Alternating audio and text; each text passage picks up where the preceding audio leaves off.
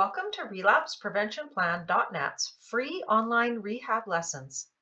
We believe that it's never too late to learn to prevent relapse. Welcome to this presentation on stress and illness. In this presentation, you will learn how to describe the stress response and how it affects the immune response, or how stress can result in you getting sick. You'll learn to describe the 3 steps in developing an emotional response, and you'll learn to list 10 activities that increase resilience to stress. So why consider the mind-body link?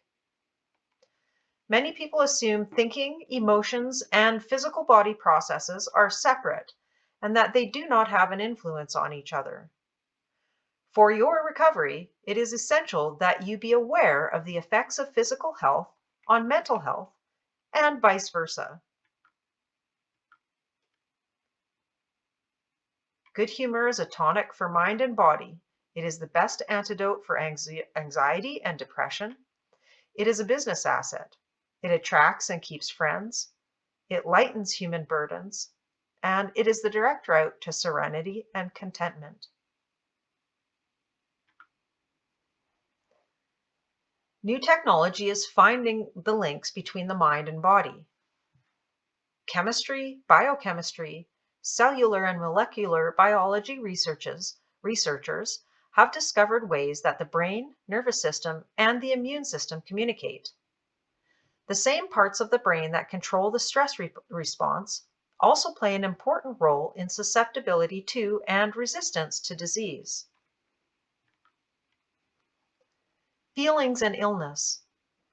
While feelings don't directly cause or cure disease, but the biological mechanisms behind them may cause or contribute to disease. Many of the nerve pathways and molecules behind both emotional responses and inflammatory disease are the same. As a result, the tendency to develop psychological diseases such as depression goes along with the tendency to develop inflammatory diseases like arthritis. Emotions are created in the mind and are felt in the body. We feel the sensations that we associate with emotions in different parts of our body. Our heart flip-flops in our chest and we feel anxious. A gnawing in the pit of our stomach signals fear, but a warm feeling in our abdomen signals happiness. We don't actually feel any of our emotions in our head, even though that is where they originate.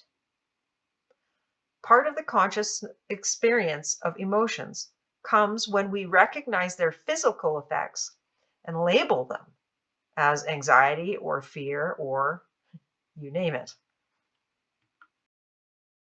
Emotions are created in 3 stages. 1, the sensory part, something received by the brain that triggers the emotional response, such as a sound or sight. 2, the motor part, the physical responses felt in the body, such as palpitations, sweating, increased blood pressure, hair standing on end, or blood rushing to the skin. And 3, the emotional charge. And that is the meaning that the brain adds to the inputs we sense and the physical responses we feel. Sensory inputs travel to the parts of the brain that control memory and are linked to memory. The same sensory input can trigger a negative emotion or a positive one, depending on the memories associated with it. Your immune system is a collection of biological processes that protects you against disease by identifying and killing or removing harmful agents. It detects a wide variety of harmful agents, including viruses, bacteria, parasites, and tumor cells. It distinguishes them from your own healthy cells and tissues. Disorders in the immune system can result in disease. But can stress make you sick? As soon as a stressful event occurs, it triggers a release of hormones in the brain and in nerves all over the body. That's the stress response. The stress hormones are increased within 3 minutes of the event. The immune system takes much longer to respond, hours to days. So it is unlikely that a short-lived stress can have much of an effect on the immune response. However, when stress turns chronic, immune defenses begin to be impaired. As the stressful stimulus hammers on, stress hormones and chemicals continue to pump out, including cortisol. Immune cells never have the chance to recover from the continuous rush of cortisol. Cortisol shuts down the immune cell responses, shifting them to a muted form, less able to respond to foreign triggers. We are less able to respond and fight when faced with new invaders such as bacteria or viruses.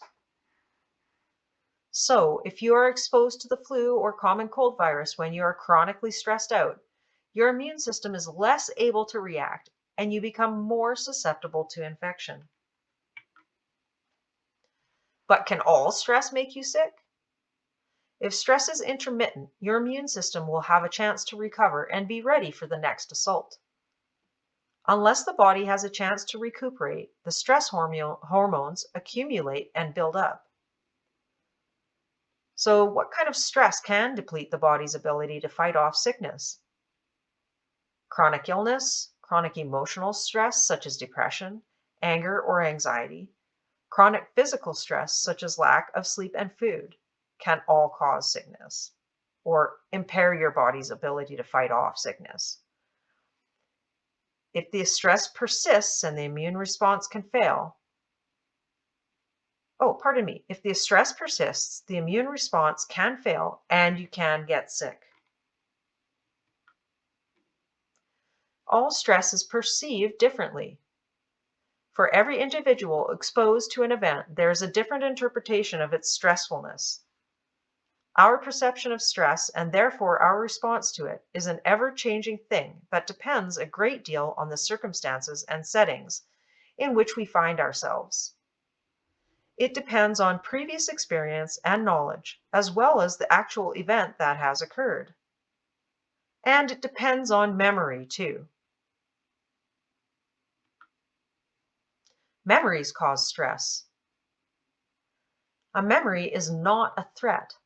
It cannot kill or harm, and yet the memory of a stressful event can turn on a stress response almost as much as the original event itself. Time heals wounds because we forget the details. But memories can also reduce stress. Unfamiliar surroundings bring on anxiety, such as when you first arrive at a new job or arrive at rehab. Repeated exposure to surroundings and time helps make things familiar and helps decrease the anxiety of the unknown by building a memory and a sense of peace. With time, a memory of an object or person in its surroundings is created. Brain pathways that are activated by loss connect to pathways that activate the stress response. The anxiety and loss that accompany change can trigger all the hormones and nerve responses that alter the immune response. So change can result in you becoming sick. Relationships are memories. In our brains, we carry a map of our relationships. Just knowing these relationships are there to hold us if we fail gives us a sense of peace. The opposite is a familiar experience we call loneliness. The emotions that relationships evoke are among the greatest forces that affect our hormonal, chemical, and immune responses, and through these, our health and our resistance to disease. We are connected to our social world through our senses and our memories. Whether we are with others or alone, memories of relationships can trigger emotional responses.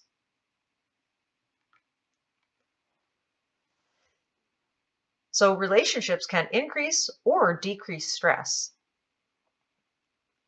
Difficult social interactions can have negative effects and act as stressors to stimulate stress hormone responses, and thus increase the risk of illness.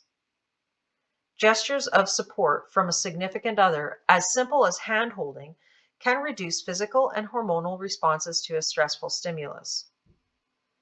Too much negative interaction and our stress response goes into overdrive. But positive relationships can decrease our negative response to stress and decrease our susceptibility to illness. Can believing make you well? If stress can make you sick, can believing make you well? We can consciously choose to improve our health. A common element of belief is expectation.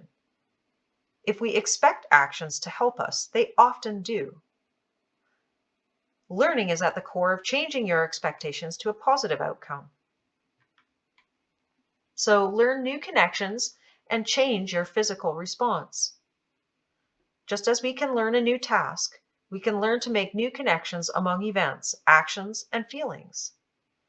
We can learn to interpret events in our lives in ways that reduce stress and increase positive feelings and outcomes. This form of learning becomes automatic and is called conditioning. So the mind and body are linked. The information from your senses and your body travels through the nervous system. Information is interpreted using your memories, experiences, and knowledge. Interpretation of this information results in hormonal and chemical responses throughout the body. Your body influences your mind, and your mind influences your body. So you can positively influence your body and mind at the same time and reduce stress. Nutrition influences mind and body. What you eat increases or decreases your physical and mental well-being. Poor diet puts the mind and body at risk of disease and injury. It limits the body's ability to grow and repair itself and to create the chemicals necessary for healthy mind and nervous system function. It also limits the amount of energy available to body and brain, reducing physical ability and mental ability. But a healthy diet builds resilience and capacity to function well mentally and physically. Physical exercise influences mind and body. Exercise and physical activity results in the production of feel-good endorphins. It helps the body overcome bacterial and viral infections. It increases mental and physical tolerance for social, emotional, and chemical stress. Relaxation activities influence mind and body because they decrease blood pressure, heart rate, brainwave activity, muscle tension, insulin requirements, and the production of adrenaline. They result in general feelings of mental and physical well-being, and they reduce stress. Attitude influences the mind and body as well, because attitude is your personal view of the world. It influences the way you think, problem solve, and even how you stand or walk. Attitude is a critical determinant of your mental and physical health and your response to stress, as it influences both physical and emotional habits. Habits determine how we deal moment to moment with the majority of life's concerns, stresses, and even pleasures. Stress, attitude, and relapse. Evidence ties negative attitude and limited coping skills for daily stress with higher rates of relapse. So, what really is stress? Stress is an emotionally disruptive or upsetting condition. It frequently occurs in response to adverse or negatively perceived external influences.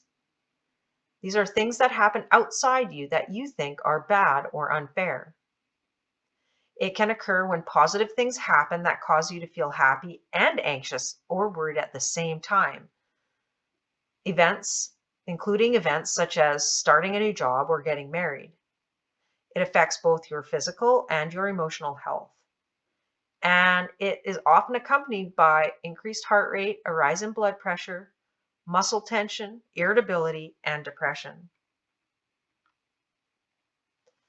Stress, is it negative or positive then? Stress is more likely to have a negative impact if we feel threatened or at risk of danger or loss, and if the stress is long lasting. Health is harmed if we respond to stress with unhealthy behaviors like taking drugs or alcohol, overeating, or eating junk food. But stress can be positive if we see stressful events as a personal challenge, an opportunity for personal growth, or something we can strive to overcome.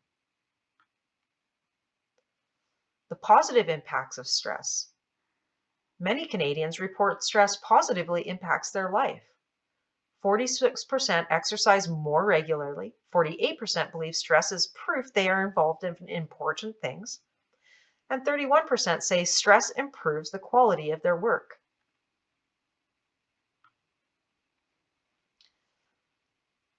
And many Canadians report that stress negatively impacts their lives in the following ways.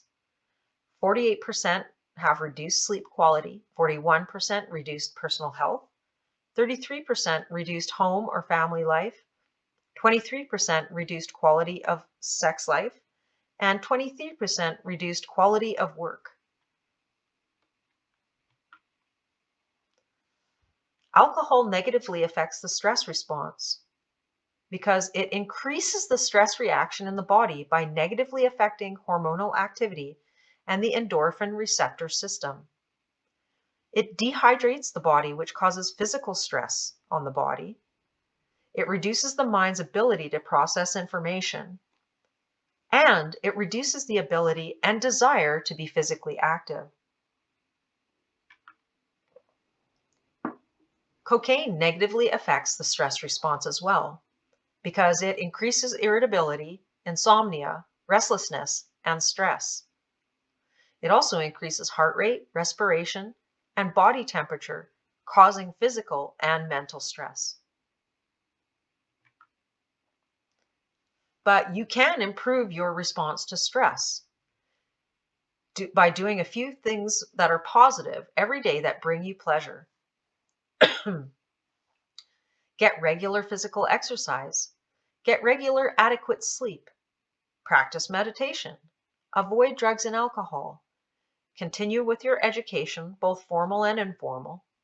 Use evidence-based tools to relax and manage negative emotions. And seek and create meaningful work.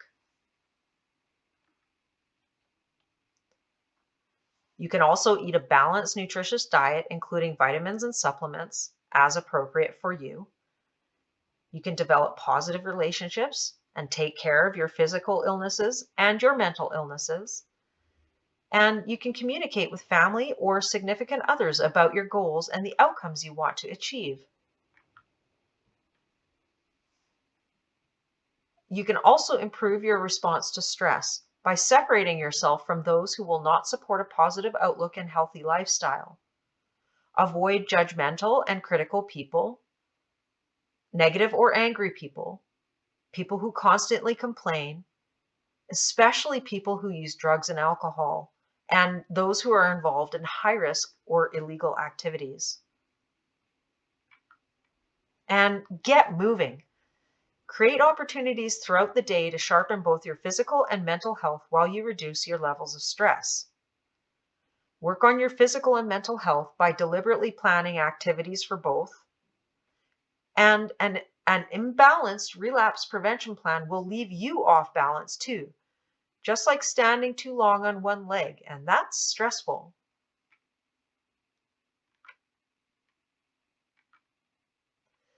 Here are the references for this presentation. Pause if you'd like to take down notes and check them out more.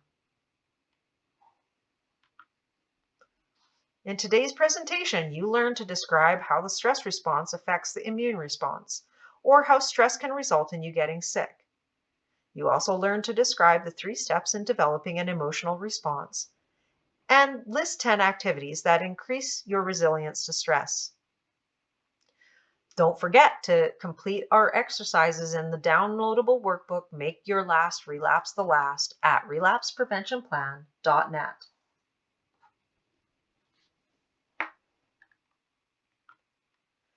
Remember, this video is not a substitute for proper medical care and consultation with your physician. Don't ignore professional advice or delay seeking treatment based on the information in this video or on this YouTube channel. Thank you for joining us. You can do it. We believe in you, so don't give up.